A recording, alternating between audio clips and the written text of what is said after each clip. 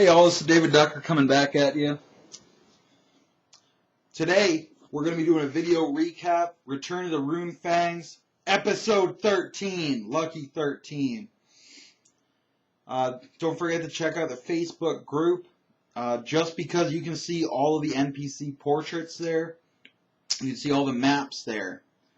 Just for that, it's worth the price of admission, because admission is free. So if it's worth nothing, at least you're paying nothing. But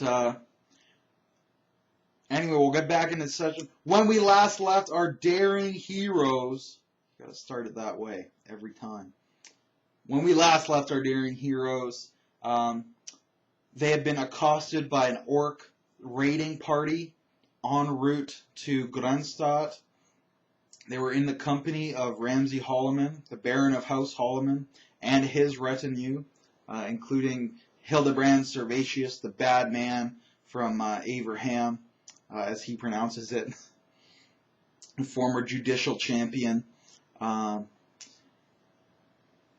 they had come to the city. Their companion Donnie Orr was pierced by an orcish blade coated in manticore poison, the most deadly poison in the whole world, and he lay paralyzed and possibly dying in the back of the wagon. And as they approach the city seeking aid, they find that the gates are clogged with peasants fleeing inside, and there's fear of an orc horde that's rampaging across Averland, soon to break upon the fair city of Heideck.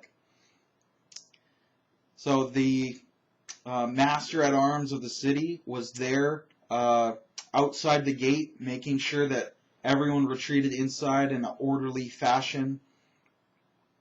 His name is Jacob von Zeitler.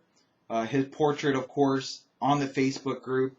So he told the party, he told Ulrich and Sir Blaine what's going on. That there's an orc horde. It's destroyed several villages already around the outskirts of the principality, and it's feared that they're going to attack Heideck next.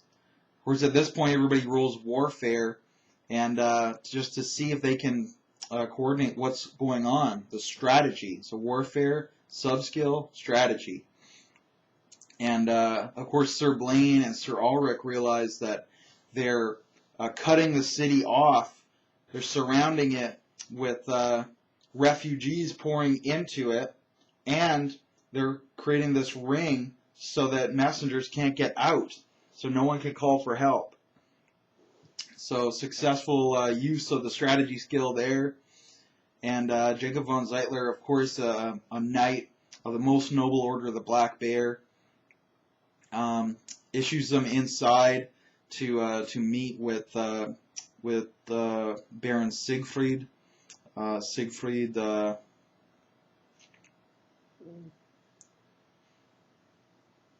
last name has escaped me. Check the Facebook group. There's over 70 NPCs. I can't remember all their names. Waldberg, that's it. Siegfried Waldberg, the Baron of Heideck. So we had this great little exchange with Jacob von Zeitler, and he's saying, if you happen to see Agatha Waldberg, the youngest daughter of Siegfried, tell her I'm protecting the people. And everybody's like, that's a very chivalrous message you wish us to send to this young maiden. And he kind of like blushes, but also he says that she is actually a priestess of Verena. Verena is not a goddess of healing, but she has cast some miracles from Verena. So if anyone can heal Donnie, or it's probably Agatha. And he says she's so big-hearted, and she really cares about the put down and the underclass and the underprivileged. So he's clearly smitten by her. But the party proceeds inside. We describe the architecture, of course, of Heideck, very much an imitation of Averheim, with the tall, narrow buildings, very much built for defense. Castle Heideck, modeled off of Castle Averheim, the Castle of Skulls. It's hopefully as impregnable. Now the thing is that that House House Wardburg has fallen before. It's fallen 5 times. The city has been invaded, leveled, the castle's destroyed, it's crushed to the ground. Most of the family members of House Waldburg are killed. This has happened 5 times. 5 times, like, a sole survivor has managed to escape and gather an army, return, and reconquer the city and restart the dynasty of the Waldburgs. So it's almost this phoenix-like progression of they spread their wings and then they burst into flames and then they somehow regenerate. So hopefully the castle will stand against this invasion. But as they're proceeding into the castle, they're passing all the tapestries that depict this. Every time they enter a castle, they go through all the tapestries, and the history of the house is written on its walls in the tapestries. So it's a great way to incorporate architecture, art, and history all together. But before they actually got into the keep, right when they pulled into the courtyard, Agatha Waldberg came rushing down. She heard that the man had been poisoned with manticore poison. We're really putting the manticore poison over. She's saying, oh my God, Verena, help him. I don't know if the goddess can save him. His manticore poison is the most deadly poison in the world. And so we're really putting the poison over. And actually Ulrich, who had chased down a troll, the troll had tried to escape when the orcs beset them. The orcs had a troll with them, and he killed the orcs, but the troll started to run away. Troll being 12 feet tall, you can't really chase it on foot because it is fast. But they managed to run it down on horseback, and Ulrich and Sir Blaine, and Ulrich managed to kill it. And he knew enough about trolls that he knew that their fat is actually a powerful magical reagent, that you can use it for healing salves and bombs and antidotes. It has regenerative qualities. So he actually did take some time while they were crafting a wagon, repairing a wagon to drag Doningor back to the city. He actually took some time and harvested the troll fat. And he actually gives this to Agatha, and we had a great scene where he's like, I have this. It might be able to save him. And she's like, what is that? Oh, it stinks. And she's she's a young girl. She's like a 14-year-old girl, presented with this box of fat, that reeking, almost rotting fat off a troll. And she's just disgusted. She doesn't know what's going on. So it really put her over as kind of the girly girl, the naive kind of girl who doesn't really know about things, but she has tremendous faith and power of faith and a good heart.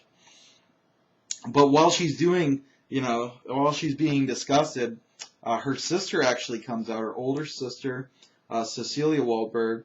Both of them have portraits, by the way. Return the Runefangs on Facebook. And her sister says, please pardon Agatha. She doesn't understand. I know troll fat is actually the most powerful regenerative reagent that there is. So this actually, I could use this to possibly save his life.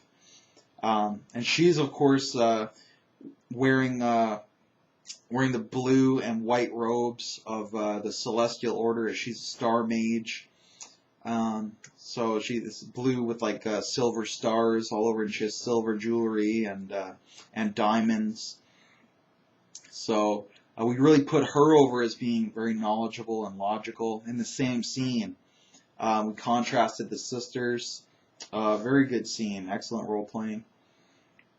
And Sir Blaine came in and he said, "Oh, I haven't seen you in ages. House Waldberg once came to the aid of House Charrington.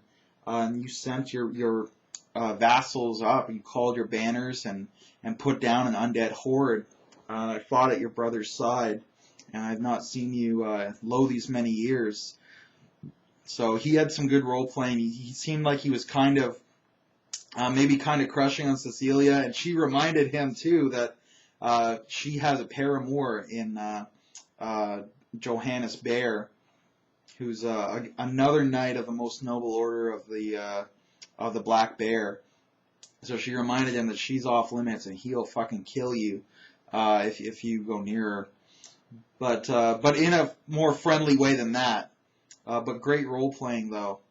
And this sparked Ulrich's memory, and he says to Agatha that, you know, Jacob von Zeitler is guarding the people with his life, and he wanted us to send you his warmest regards. And she blushes, and by then her handmaidens have Donior on a palanquin, and they're moving him off, and she blushes red and rushes off from the scene embarrassed.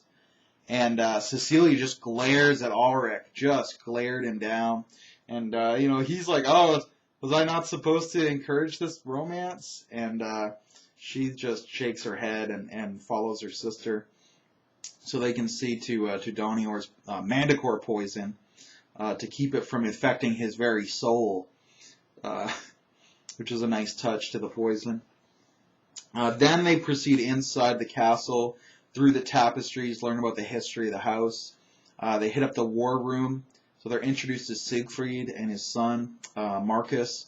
Again, they both have portraits of the runefangs group, as well as Johannes Bear, the paramour of Cecilia Wartburg, the most noble order of the Black Bear, order composed almost entirely of bastards. So, and of course Ramsay is with them this whole time as well. Ramsay Hallman, the Baron of Agbiton. So they come through, and Marcus has a great role-playing scene with Blaine saying, you know, oh yes, I remember fighting at your side against the vampire hordes, and you know, have you come to aid us now in your battle? What army do you bring? And Blaine's like, I'm just here by myself, and yeah. So Marcus was didn't no sell it though. He was like, "Oh, that's okay. We've got our own army. We don't need any more help. But I'm still glad to see you." So they had a really nice rapport, and Johannes Bear was talking to Ulrich. Because Ulrich is, of course, a famed knight. He won the spring tournament of Nuln a few years ago. He's trained by the legendary Lumen Berengar. So the further you get away from the city, the better his reputation is. Because in the city, they know it's undeserved because they've met him. But outside of the city, they think he's amazing. So he had this great exchange with Johannes Bear. Oh, and Gregor Ullman, of course, had been chased away. He was trying to scout the orc attack, and he was chased by enormous bat things, possibly being ridden by orcs. Hasn't been seen since. And his squires are still there, because they don't have Pegasus yet. So, of course, one of the squires, Donior, is poisoned, but Aber is still there, his other squire, because he has two squires for no apparent reason. And Johannes is kind of making fun of this situation. He's saying, you know, the Pegasus Knights are very effeminate, and they have two squires to carry all their baggage, and they you know, he fled at the first sign of battle, and he's really just drilling the Pegasus Knights over and over and over, just talking about how his order is so much better. He really set up this great rivalry between the two orders. And, you know, Ulrich is getting ready to fight beside this guy, so he can't really put him down, but he doesn't really want to agree with him because Gregor is his friend. So they had a really interesting little scene. And then we got into the actual strategizing. So we had a great map of the city, which is not on the Facebook group. Sorry, guys. But we did have a map of the city and its defenses, a list of the defenders. So we got some warfare tactics, warfare subcategory tactics, roles to determine the best battle plans. So we had several different battle plans. And because of their knowledge of tactics, they realized that the defending army is enormous. They were expecting it to be like 3 units, and it's like 9 units. So Sir Blaine and Sir Auric are like, why do you have such a big army? Like, were you assembling an army for some reason? And Siegfried is like, oh, no, it's everyone's afraid of the orcs, so they came really quick. And so we had some empathy checks, sense motive checks. And, they know he's lying, but they don't want to call him on it. They're in his keep. And they're all being besieged at any moment by orcs. So they kind of need to get along, which was great. Great scene. A little bit of intrigue there. But they set up their battle plan. Of course, it's all in character. Because, I've seen a lot of players who just metagame like, well, this is the best battle plan. So then they want to do that. But we kept it in character. So Sir Blaine is saying, we'll just stay in the walls. We'll wear them out. We have lots of food. We'll be okay. And then Ulrich is saying, our honor could never suffer that. We have to attack. We have to attack immediately. We should attack before they even get to the wall. And then Siegfried is saying, we'll wait till they hit the wall, then we'll attack them. And we went through. They went through several different scenarios, but it was all in character, and it revealed a lot about everyone's personalities. And then they started arguing over who's going to lead which battle group, because the barons won't follow anyone who's lower in rank than them, and Johannes wants glory for his order, so he's saying his order needs to lead one of the battle groups. So we had this great political politicking about who gets to lead the battle groups. It had nothing to do with who is actually a good leader. It's just purely political, which if you know anything about medieval history, that's exactly how they did it. So sometimes to the great detriment of history. But that was great role playing. And then Aber actually pulled Ulrich aside. They decided all on a strategy, moved out into the courtyard. They're getting armored up, getting armed. Aber pulls Ulrich off to the side, and Aber actually reveals to him, like they're in a barracks, like they're secluded. Nobody is around them to hear them, to see them, nothing. And Aber actually reveals to Ulrich that he's actually a woman. And he pulls off his fake mustache, and he pulls off like his chainmail. He shakes out his hair, and he's actually a woman in disguise as a young man. So needless to say, Ulrich is shocked at this, but Aber is actually Abigail, not Aber, but Abigail. And she says that I needed to reveal this to you because I'm actually an agent from your great uncle Sauvage, and Sauvage has actually sent me to be a bodyguard for you. I'm not actually Gregor Ullman's squire. I joined him. I told him I was a squire, and I did join him. He thinks I'm his squire. I'm not really his squire. I'm a woman, first of all, and I'm also sent here to protect you, and I knew that he would be able to attach to you, and I could guard you without you even knowing it. So Abigail reveals this. Really fun role-playing scene as Charles is actually the player of Abigail. And I don't usually like gender swap, if you're a man and you're playing a woman, or if you're a woman and you're playing a man. I've seen too much horrible, weird shit going on, and it's not cool. But I'm trusting Charles to do this. So far, so good. And he did have a really good scene. So we cut back, and they're getting ready for the for the siege, and then Jacob von Zeitler comes riding in and says all the peasants are inside, the gates are sealed, but the horde is just crested over the horizon. So everybody rushes to their stations, and it's been decided Ramsey will lead one battle group, and all the players are in that battle group. Johannes is leading another battle group, and then Marcus is leading the third battle group. Again, all these guys have their portraits, so you can tell them apart. They have their portraits in Return of the Runefangs on Facebook, along with their descriptions, of course. So we have this great descriptive scene. They're standing on the walls. They're looking into the courtyard. All their cavalry's ready. The infantry is ready. The walls are manned by their archers.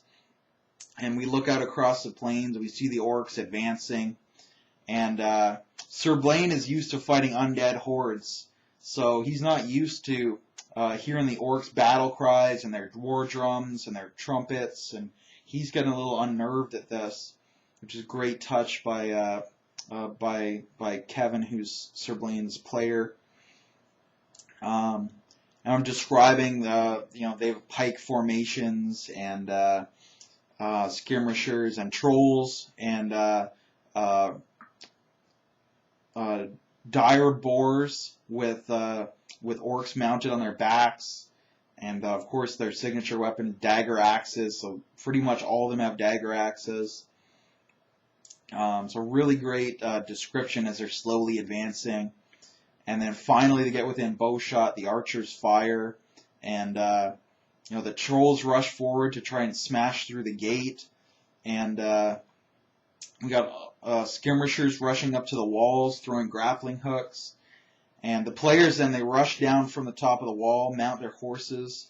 They bust the gate open, and of course, roll initiative. So Ramsey is actually leading the battle group, so players don't really have to worry about the mass combat rules.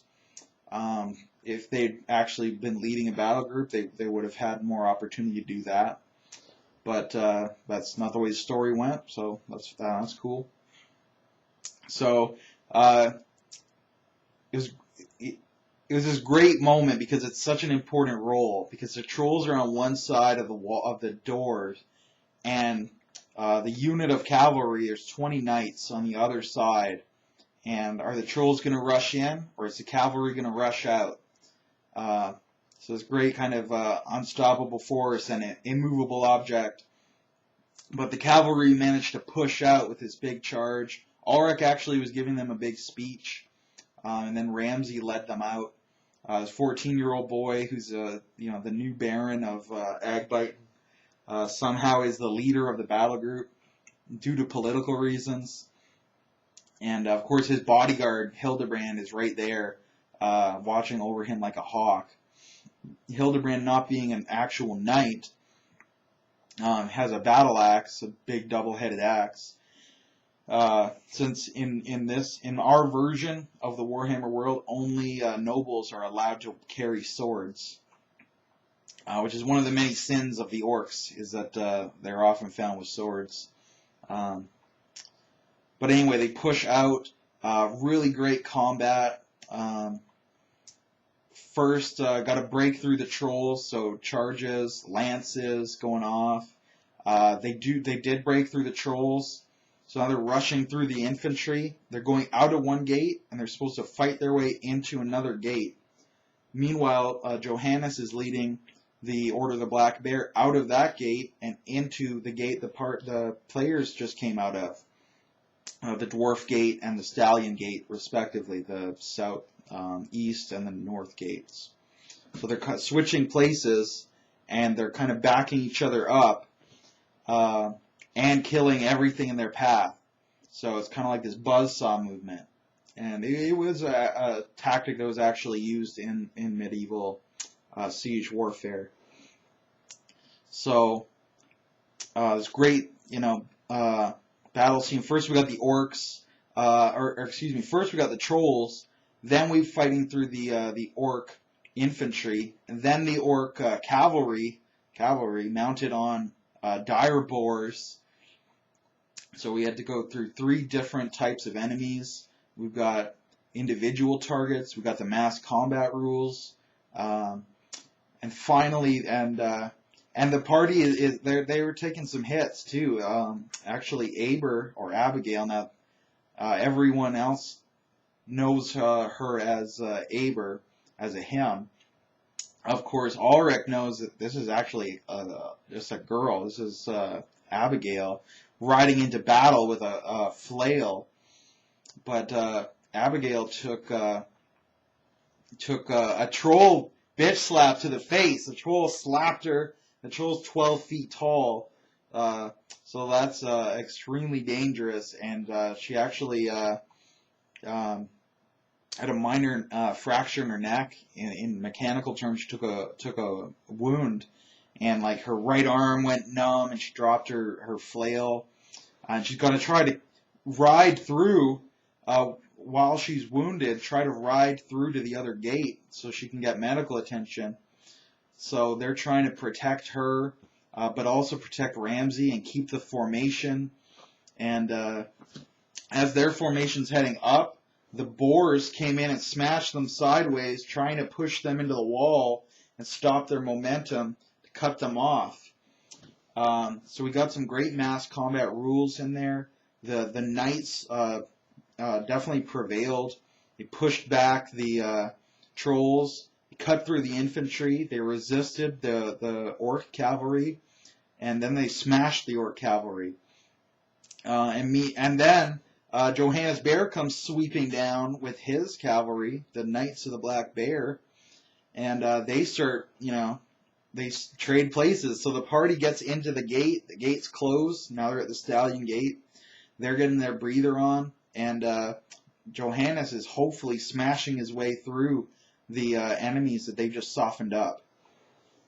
So it's a very effective tactic. Like I said, it's used in real life historical medieval siege warfare to great effect. But they get into the Stallion Gate, and Aber falls off her horse, and Agatha is there, Agatha Waldberg, and she starts dragging Aber out. And there are various pages and squires, handing out. Well, first of all, dragging off the wounded, tending to the horses, and then also handing out, decanters of ale and wineskins, because everybody's exhausted after fighting their way across the city, or around the outside of the city, rather. So we had this a nice little role-playing scene with Agatha and Aber, because when she got smacked in the face, her fake beard came off a little bit, and Agatha notices this, and they had a nice little role-playing scene where Agatha realizes that she's a girl in disguise, and she's like, "Oh my gosh, you're just a girl. You're like me. I could never do something like this. Like, what are you doing?" So we had this really great little exchange with kind of the tom girl and the tomboy and the girly girl. Really nice exchange. And then they look up as they hear the peal of thunder, because the sky has been steadily darkening. And I've been mentioning this as a GM for them. The clouds are gathering, and it looks like it might rain soon. And then finally they hear thunder, and they look up, and there's Cecilia Wahlberg standing above the gate on the wall, and with her arms raised up, and this aurora of lightning around her body. She's trying to summon a powerful spell to smite the orc horde with a thunderstorm. But she actually, she is struck by lightning, collapses on the top of the wall. Thankfully, she didn't fall off the wall. And everyone gets this horrible feeling in their mind, like someone's just about to stab them in the back. And everyone kind of freaks out for a minute. And the people, the human beings, are okay. It was weird, but they're okay. But all the horses completely lose it, and they go nuts. They start kicking, biting, stampeding. So So Aber was pulled off to the side. He's okay, but Ulrich and Blaine are getting kicked and trampled by horses, all the men-at-arms and the dismounted knights. Because Cecilia had tried to call forth powerful magic, and she botched it. She botched her roll, so she failed to cast the spell, and she invoked the Curse of Tzinch, which really highlights how great the magic system in the game is, that if you're going to try to cast a spell, you better think about it first. Is it worth it? Because any spell could misfire, and bad stuff can happen. But that was where we left off the session, kind of like a cliffhanger. Episode 14, we're going to finish off the battle, and we might do some flashbacks with Donior as well. Because actually Josh, Donior's player, was absent. Donior was paralyzed anyways, so that was okay. But we might do some flashbacks and see what Donior was actually up to while everybody else was in the battle. So maybe some more scenes with Agatha as kind of a flashback. But that's session 13, lucky number 13. So we're all caught up now. We just actually had that session tonight. That's why I'm so lucid and I can remember what happened. As opposed to other videos, I might be rambling and I can't remember what actually happened. But you got it there, 2 hours after the session ended. So that is as true to life as it gets. So check out the Facebook group and look forward to some more videos in this playlist. And don't forget to have a good day, too. Cheers.